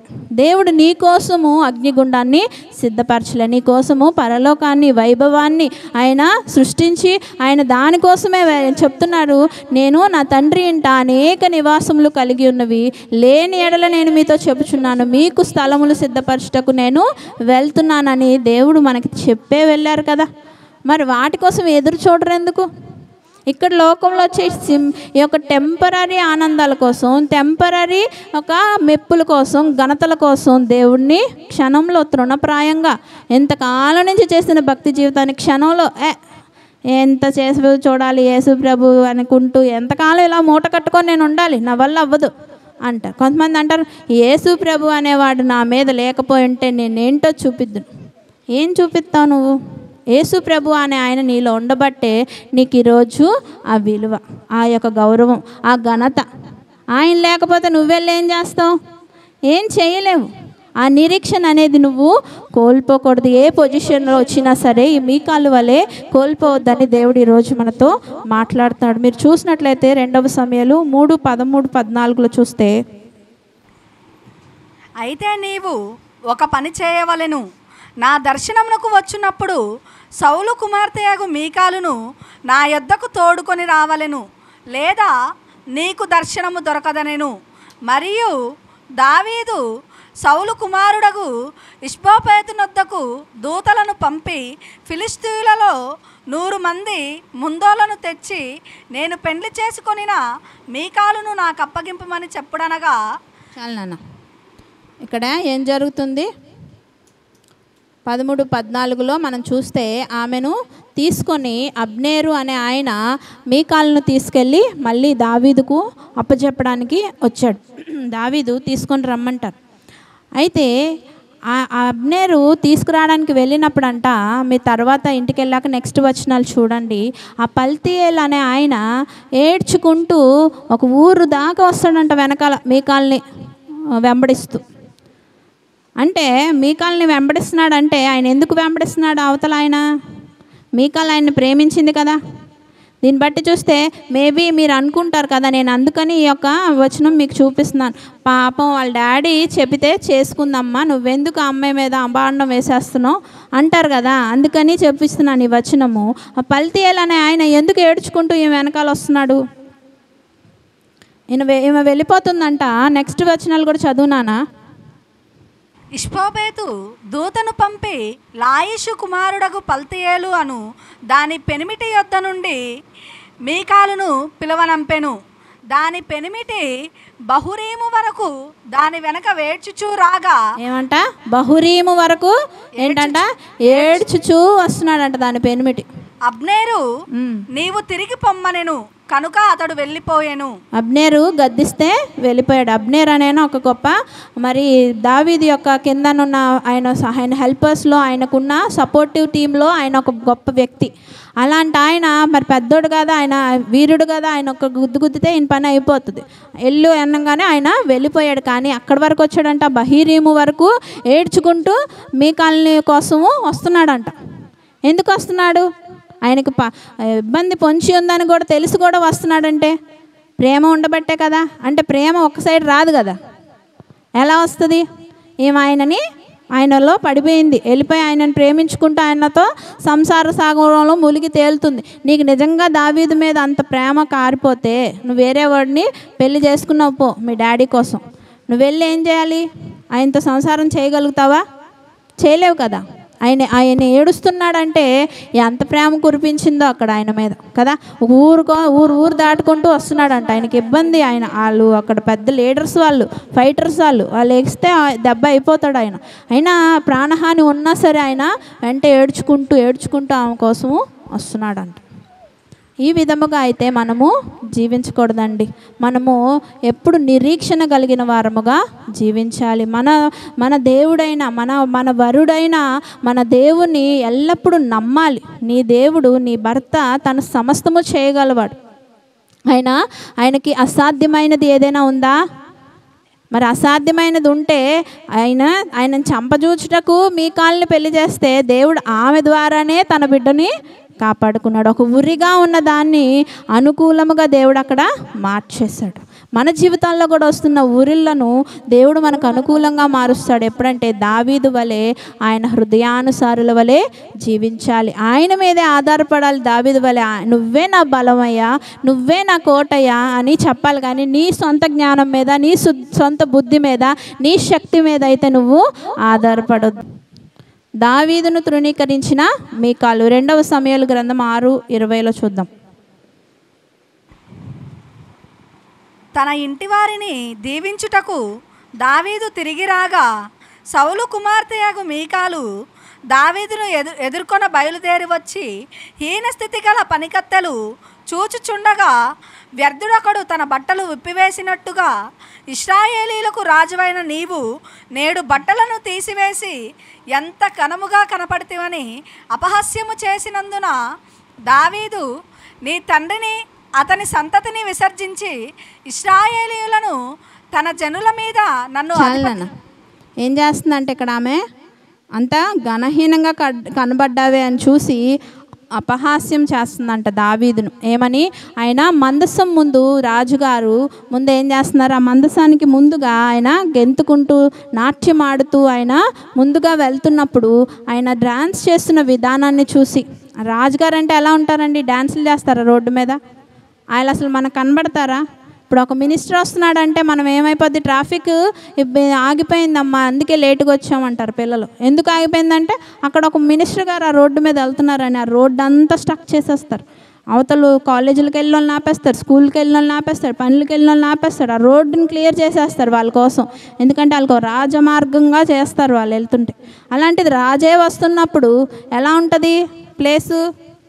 ఆయన మనుషుల్లోకి మింగిల్ అవుతారు అసలు? అవ్వరు కదా. ఆయన హుందాగా వస్తాడు, ఒక పల్లకిలో వస్తాడో లేకపోతే ఒక రథంలో వస్తాడో, ఆయనకి ఇష్టం. ఆయన టైంలో ఆ టైంలో ఆయనకి గుర్రం ఎక్కాలనిపిస్తే గుర్రంలో వస్తాడో, ఎలాగో వస్తాడు. కానీ అలా నడుచుకుంటూ మామూలు వ్యక్తిగా అయితే రాడు. ఎందుకంటే ఇక్కడ దావీదు తగ్గించుకున్నాడు. ఆయన వెనక ఆయన ఎవరి ముందు వెళ్తున్నాడు, ఎవరి ముందు నాట్యం ఆడుతున్నాడు? మహాదేవుడు, ఈ లోకానికే సృష్టికర్త, మహిమాన్వితుడు ముందు ఆయన చిన్న బిడ్డ అయిపోయాడు. ఆయన మర్చిపోయాడు. అన్డిగ్నిఫైడ్గా ఉన్నాడని రాస్తుంటుంది అక్కడ. అంటే ఆయన డిగ్నిఫికేషన్ కూడా ఆయన చూసుకోవట్లే. ఆయన క్వాలిటీ, నేను రాజుగారిని, నేను అలా గెంతకూడదు, నేను ఇలాగా స్టిఫ్గా కూర్చోవాలి అని ఏం తెలియట్లే. ఒక చిన్న బిడ్డ ఒక దేవుని చూసినప్పుడు, ఒక తల్లిని చూసినప్పుడు, తండ్రిని చూసినప్పుడు ఆనందంలో ఎలా గెంతుతాడో అలా గెంతుతున్నాడు ఆయన. అది చూసి నువ్వేమైపోవాలి, నీకు కూడా కన్నీళ్ళు వచ్చేయాలి. ఆ ఆత్మలో ఆయన ఆత్మతో నింపబడి చేస్తున్న ఆరాధన చూసి ఏమనుకుంటుందంట, హీనముగా చూస్తుంది, అసహ్యం ఏం చేస్తుందంట, అపహాస్యం చేస్తుందంట దావీదుని. మరి 6:13-14 చూస్తే, ఎట్లనగా యెహోవా మందసమును మోయువారు 6 అడుగుల సాగగా ఎద్దు ఒకటియు క్రొవ్విన దూడ ఒకటియు వధింపబడెను. దావీదు నారతో నేయబడిన ఏఫోదును ధరించిన వాడై శక్తి కొలది యెహోవా సన్నిధిని నాట్యమాడుచుండెను. అలా చేస్తున్నాడంట. ఆ ఏఫోదును ధరించుకొని శక్తి కొలది ఆయన నాట్యమాడుతున్నాడంట. మరి 6:16 కూడా చూస్తే, యెహోవా మందసము దావీదు పురమునకు రాగా సౌలు కుమార్తెయగు మీకాలు కిటికీలో నుండి చూచి యెహోవా సన్నిధిని గంతులు వేయుచు నాట్యమాడుచునున్న దావీదును కనుగొని తన మనసులో అతని హీనపరచెను. ఏం చేసింది? మనసులో హీనపరిచిందంట, తృణీకరించింది. తన భర్తని చులకనగా చూస్తుంది, అపహాస్యం చేస్తుంది. ఆయన ఏం చేస్తున్నాడు అక్కడ దేవుని ముందు ఆరాధన చేసుకుంటుంటే ఆయనను చూసి అది హీనముగా, అదేదో చులకనగా ఆయనను చూసి మరి ఆయన అసహ్యం చేసుకుంటుందంట. మరి 6:20 మనం ఇందాకే చదువుకున్నాము, ఆయనను చూసి అపహాస్యము చేస్తుందంట. మరి 21-22 కూడా మనం అలా ముందుకు చదువుతాము. నీ తండ్రిని అతని సంతతిని విసర్జించి ఇశ్రాయేలీయులను తన జనుల మీద నన్ను అధిపతిగా నిర్ణయించుటకై నన్ను ఏర్పరచుకొనిన యెహోవా సన్నిధిని నేను అలాగు చేసి తిని, యెహోవా సన్నిధిని నేను ఆట ఆడి తిని, ఇంతకంటే మరీ ఎక్కువగా నేను తృణీకరింపబడి నా దృష్టికి నేను అల్పుడనై నీవు చెప్పిన పనికత్తెల దృష్టికి గనుడనగుదునని మీకాలుతో అనెను. మరణము వరకు సౌలు కుమార్తెయగు మీకాలు పిల్లలను కనకయుండెను. హల్లెలూయా, హల్లెలూయా. ఇక్కడ ఏం చేస్తుంది? ఆయనను గదిలోకి పిలుచుకొచ్చి అపహాస్యం చేసి గద్దిస్తుంది. నీకు బుద్ధి ఉందా?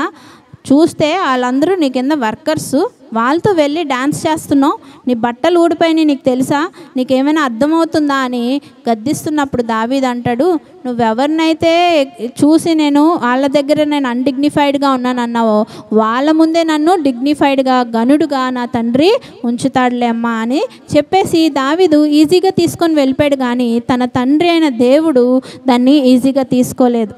దావీదును తృణీకరించింది కాబట్టి ఆమె ఎవరిని తృణీకరించినట్టు? దేవుని తృణీకరించినట్టు. ఎందుకంటే దావీదు అక్కడ చేసేది దైవ కార్యం. ఆయన ఏం సినిమా పాటలకి అక్కడ దద్దినక్కడ అని రోడ్ల మీద వేస్తారే, ఆ డాన్స్ వేయట్లేదు ఆయన ఏం చేస్తున్నాడు? మహాదేవుణ్ణి ఆరాధన చేస్తున్నాడు. ఆత్మలో లీనమైపోయి ఆయన ఆరాధన చేస్తున్నదాన్ని నువ్వు అపహాస్యం చేస్తే, నువ్వు చులకన చేస్తే ఆయన బిడ్డని నువ్వు హీనముగా చూస్తే ఆయన తండ్రి ఊరుకుంటాడా? ఆయన ఏం చేస్తాడు? ఇంకెప్పటికీ దాని గర్భాన్ని మూసివేసేసాడు. ఆయన మూసింది ఎవరైనా తీయగలరా? ఆయన తీసింది ఎవరైనా మూయగలరా? అంత గొప్ప దేవుడు ఆయన శాపాన్ని ఆమెకు ఇచ్చేశాడు. ఏమని? నీకు ఇంకా గొడ్రాలవయ్యి ఉండిపోతావు అన్నాడు. ఆమె గొడ్రాలైపోయింది. ఈ విధముగా దావీదును తృణీకరించినట్టు మనము కూడా మన దేవుణ్ణి అయితే ఏ పరిస్థితిని బట్టి తృణీకరించకూడదని ఈ యొక్క సందర్భాన్ని బట్టి మనము తెలుసుకోవాలి. మీకాలు వలె మనము తృణీకరించేవారుగా, చులకన చేసేవారుగా, కొంతమందిని చూసి ఆరాధన చేస్తుంటే పక్కన వాళ్ళు వీళ్ళు బయట ఈ డ్రామాలు వేస్తారు, ఇక్కడికి వచ్చి భలే ఆరాధన చేస్తారు. నువ్వు చూడొద్దు అసలు. దేవుడంట ఆయన కృపకు మూలమగు ఆత్మను తృణీకరిస్తే డైరెక్ట్ ఎక్కడికి పంపించేస్తాడంట? డైరెక్ట్ ఇంకా నీకు నించోబెట్టి నువ్వు ఇచ్చేసావా, వచ్చేసావా, నీకు ఇంత శిక్ష తగ్గిస్తా, అంత మేరకు ఓకే అని ఏమైనా సవరణలు ఏమి ఉండదంట. డైరెక్ట్ ఏంటి? వెళ్ళి మంటలో కూర్చోబెట్టేయడమే. కనుక దేవుని ఆత్మను ఎప్పుడు మీరు తృణీకరించకండి. దేవుని ఆత్మలో మరి ఆరాధనలో అవివేకుల వలె ఆరాధించకండి. దేవుని కళ్ళు మూసుకోండి. పక్కన వాళ్ళకి వస్తున్న ఆత్మ మీకెందుకు రావట్లేదు? నువ్వు కళ్ళు మూసుకొని లీనమవ్వట్లేదు. ఆ పాటని, నీ దేవుడిని, నీ జీవితంలో గొప్ప కార్యాలు చేసిన మహానుభావుడిని నువ్వు గణపరచట్లేదు. గణపరచు నీ నోటితో. నిన్ను సృష్టించుకున్నదే ఆయన స్తుతించడానికి. నువ్వు స్తుతి చేయడానికి నీ నోరు తెరవు. పెదాలు మూసుకోని కూర్చుంటే నీ దగ్గరికి ఆత్మ ఎలా వస్తుంది? నోర్లు తెరిచి దేవుణ్ణి స్తుతించాలి. ఆరాధన అనేది దేవుడు మరి వాక్యం కన్నా, ప్రార్థన కన్నా దానికి ఎక్కువ ఫస్ట్ ప్రిఫరెన్స్ ఇచ్చేశాడు. అదేంటంటే నిన్ను నువ్వు తగ్గించుకొని దేవుణ్ణి హెచ్చించుట.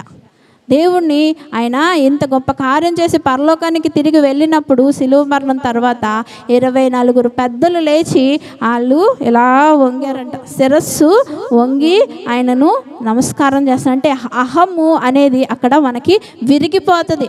ఆరాధన అంటే అంత గొప్ప అర్థం ఉంది. ఈ మీ కాలువల అయితే అస్సలు మీరు ప్రవర్తించకండి. ఏమైపోయింది ఇక్కడ చూస్తే? శాపగ్రస్తురాలు అయిపోయింది. దావీదును తృణీకరించింది. ఈ విధముగా ఆమె శాపగ్రస్తురాలు అయిపోయింది. నువ్వు కూడా దేవుని కానీ తృణీకరిస్తే నువ్వేమైపోతావు? శాపగ్రస్తుడివి, శాపగ్రస్తురాలు అయిపోతావు. చివరి పాయింట్, శాపగ్రస్తురాలుగా మిగిలిపోయిన మీకాలు. మనం ఇందాకే చదువుకున్నాం 6:22. మరొకసారి చదువుదాం. ఇంతకంటే మరి ఎక్కువగా నేను తృణీకరింపబడి నా దృష్టికి నేను అల్పుడనై నీవు చెప్పిన పనికత్తెల దృష్టికి గనుడనగుతునని మీకాలుతో అనెను. మరణము వరకు సౌలు కుమార్తెయగు మీకాలు పిల్లలను కనకయుండెను. అంతకంటే దేవుని ఆయన తృణీకరించిన దానికి ఏం చేశాడు? ఆయన మరణం వరకు ఆమెకు మళ్ళీ గర్భం వచ్చిందా? లేదు. ఏమైపోయింది? ఆమె గర్భాన్ని దేవుడు మూసివేశాడు. మరణం వరకు అలాగే గర్భం లేకుండా గొడ్రాలుగానే బతికింది. కానీ మన దేవునికి అసాధ్యమైనది ఏమైనా ఉందా? మళ్ళీ తిరిగి దావీదుతో చేర్చాడు కదా దేవుడు. మళ్ళీ దావీదు యొక్క పని ఏంటి? భార్య వచ్చింది కదా అని భార్యతో చట్టాపట్టాలు వేసుకొని సినిమాలు షికార్లకు వెళ్ళడు కదా ఆయన ఏం చేస్తాడు? ఎప్పుడు ఆరాధన, దేవుడు, ప్రార్థన ఇదే ఉంటుంది కదా. మరి నువ్వు నీ భర్తను చూసి అయినా అయ్యో మా ఆయన అన్నీ పొందుకుంటున్నాడు, నేను అడిగితే నేనెందుకు పొందుకోను అని వెళ్ళి అడిగి పొందుకుంటున్నావా? పొందుకుంటే నీకు దేవుడు మళ్ళీ గర్భం తెరుస్తాడు కదా. ఆయన మూసింది ఎవరు తెరవగలరు? ఆయనే తెరవగలరు. ఆయన నోవా రోజు ఆయన ఓడ మూసాడు, మళ్ళీ ఓడ ఎవరు తెరిచారు? దేవుడు తెరిస్తేనే ఆయన బయటకి వెళ్ళాడు నోవా గారు. లేకపోతే ఆయన ఎన్ని రోజులు ఆయన అక్కడ పెట్టారో అన్ని రోజులు ఆయన అందులోనే ఉన్నాడు. కిటికీలో నుంచి ఆటల్లోంచి పక్షులను పంపించుకున్నాడు కానీ ఆయన బయటికి రాలేదు. ఎందుకంటే దేవుడు డోర్ తీయలేదు. దేవుడు వేసిన దాన్ని ఎవరు తీయలేరు, ఆయనే తీయగలడు. అది మరి ఆయన తీస్తాను కదా, నువ్వు క్షమాపణ అడిగితే. ఎందుకంటే ఆయన ప్రేమ కలిగిన తండ్రి, క్షమాగుణము కలిగిన. మరి దావీదు కూడా ఎన్నో పాపాలు చేశాడు, తప్పులు చేశాడు దేవుడికి విరుద్ధకరంగా. కానీ వెంటనే ఆయనను దేవుడు క్షమించాడంటే ఆయన ఏం చేశాడు? పశ్చాత్తాపం చూపించాడు కదా. పశ్చాత్తాపం చూపించి ఎంత దేవునికి సమీపస్తుడు అయ్యాడంటే ఆయన హృదయానుసారుడైపోయాడు. ఆయన హృదయంలో ఏం జరుగుతుందో దావీదుకు వెంటనే తెలిసిపోతుంది. ఎందుకంటే ఆయన అంత వెంటనే ఆయన ఉన్నాడు. ఆయన హార్ట్ పక్కనే చెవు పెట్టుకొని కూర్చున్నాడు దావీదు. మరి నువ్వెక్కడున్నావు? నీ భర్తకైనా కనీసం నీ చెవు పెట్టుకొని ఉంటే నీ భర్త వినే దేవుని చొప్పుడే కదా, అది నీకు తెలిసిపోను కదా. నువ్వు నీ భర్త మీద కూడా లేదు, దేవుని మీద అసలే భక్తి లేదు. అందుకే ఏమైపోయావు? లైఫ్ లాంగ్ మరణం వరకు ఏమైపోయింది? శాపగ్రస్తురాలుగా, గుడ్రాలుగా మిగిలిపోయింది. అది అవసరమా? దేవుని దగ్గరికి వెళ్ళి లోబడలా, దేవుణ్ణి వెళ్ళి మళ్ళీ తిరిగి అడుక్కొని పొందుకోలే. తన ప్రియమైన దావీదు అంటే ఎంత దేవుడికి ఇష్టం. తన వంశాన్ని దేవుడు హరిస్తాడా? ఈమెను బట్టి చేయడు కదా. కానీ దేవుడు తెరుస్తునేమో అడిగితే, కానీ మీకాలు వెళ్ళి అడగల. దీన్ని బట్టి చూస్తే కదండి. ఈ విధముగా మనలో ఏమైనా దేవునికి ఇష్టం లేని కఠినమైన గుణాలు ఉంటే వాటిని మనము తీసుకుందాం. మొట్టమొదటిగా ఆమె విజయాలను బట్టి దావీదును ప్రేమించింది. నువ్వు బాహ్య రూపాలను బట్టి నువ్వు దేనికి ఆశపడిపో, కానీ దేవుడు వలె అంతరంగాన్ని చూడు. ఆత్మీయ జీవితాలను చూసి మనం ఎవరినైనా ప్రేమించాలని దీన్ని బట్టి మనం తెలుసుకున్నాం. ఉరిగా ఉన్న వ్యక్తిని దేవుడు ఎలా చేశాడు? దేవుని చేతిలో ఒక సాధనముగా చేశాడు. దేవుడు అంతే అండి, మనకు ఊరిగా ఏది ఉంటుందో దాన్ని తీసి ఆయన మనకు దాన్ని అనుకూలముగా మార్చే దేవుడు. ఎందుకంటే ఆయన తలంపులు మన తలంపులు వంటివి అయితే కాదు. మరి ఆయన గృహదేవతల్ని పెట్టుకొనే ఉంది, దైవజనుడిని చేసుకొని కూడా. మరి నువ్వు దేవుని నమ్ముకొని హృదయంలో పెట్టుకొని, మరి నువ్వు ఇంకా ఒక విగ్రహాన్ని అయితే ఏదైనా కలిగి ఉన్నావేమో, దానిని ఈరోజు నువ్వు పక్కన పారేకపోతే మీకాలు వలె నువ్వు ఫైనల్గా అన్సక్సెస్ఫుల్గా ఒక శాపగ్రస్తురాలిగా నువ్వు మిగిలిపోతావు. మరి అంతేకాకుండా మరి ఏంటి? నిరీక్షణ లేని దానిగా జీవించింది. నిరీక్షణ అనేది మనకి లేకపోతే ఈ ఆత్మీయ యాత్రే వ్యర్థం. ఆ నిరీక్షణ కలిగిన వారి వలె మనము జీవించాలని దేవుడు ఈ మీకాలు లైఫ్ను చూపించి మరొకసారి మనతో మాట్లాడుతున్నాడు. మరి దావీదును తృణీకరించిన మీకాల్, మరి దావీదును అని పక్కన పెట్టండి, ఇక్కడ దేవుని తృణీకరించింది. ఆయన దైవజనుడు, ఆయన దైవ కార్యాలు చేస్తున్నప్పుడు వాటిని హీనముగా, అసహ్యంగా చూస్తుంది. అట్లా మనకి ఏదైనా అలాంటి ఆలోచన ఉంటే అది మనం తీసివేసుకొని ఆరాధనకు ఎప్పుడు మొదటి స్థానం ఇచ్చేవారిగా, దేవుణ్ణి మొదటికి ప్రేమించే వారిగా మనము జీవిద్దాం. శాపగ్రస్తురాలుగా చివరి దాకా మిగిలిపోయిన మీకాలు, ఒకవేళ తప్పు చేసినప్పటికీ మనము తిరిగి వెళ్తే క్షమాపణ పొందువారిగా ఉన్నాం. దానికి దేవుడు క్షమాపణ ఇచ్చి మనల్ని సరిచేయవాడిగా ఉన్నాడు. కానీ ఆ శాపాన్ని లైఫ్ లాంగ్ కొనుక్కొని పోయేవారుగా మనము ఉండకూడదు. ఎందుకంటే మన శాపాలను, పాపాలను ఆయన సిలువలో కొట్టివేసి ఉన్నాడు. ఆ కొట్టివేసిన దాన్ని మళ్ళీ మనము ఇంకా శాపంలోనే మేము జీవిస్తామని మనం దానిపైన ఆధారపడి ఉండవసరం లేదు. మనం వెళ్ళి అడిగినప్పుడు దానికి మనకి దేవుడు క్షమాపణ ఇస్తాడు, మనల్ని సరిచేసి ఆ యొక్క ప్రాబ్లంను సాల్వ్ చేసే సమర్థుడై ఉన్నాడు. మరి మీకాల వల్లే లైఫ్ లాంగ్ శాపగ్రస్తులుగా అయితే మనం జీవించొద్దు, కానీ దేవుని దగ్గరికి వెళ్దాం, ఆయన యొక్క కృపను, కనికరాన్ని పొందుకుందాం. దేవుని అడిగి మనము ఆయన యొక్క ఆశీర్వాదాలకు మాత్రమే మనము పాత్రులుగా జీవిద్దాం. కానీ ఈవిడి వలె మనము శాపగ్రస్తులుగా అయితే ఎప్పటికీ మనము అవ్వద్దు. ఈ విధంగా దేవుడు మీకాల ద్వారా మనతో ఈరోజు మాట్లాడి ఉన్నాడు. ఆమె వలె ఈ విధంగా ఉండకండి అని మనకి తెలియజేస్తున్నాడు. వీటిలో దేటినైనా మనం కలిగి ఉన్నప్పుడు, ఆత్మదేవుడు మనకు తెలియజేస్తున్నప్పుడు వాటిని మనం విడిచిపెట్టుకొని సరిచేసుకొని ఆయనకు సమీపస్తులుగా ఇంకా అధికమైన ఆత్మలో ఉన్నతంగా ఎదుగుదామని దేవుడు ఈరోజు మనతో కోరుకుంటున్నాడు. కనుక ఈ వాక్యం మన హృదయంలో ఫలింపచేయనుగాక.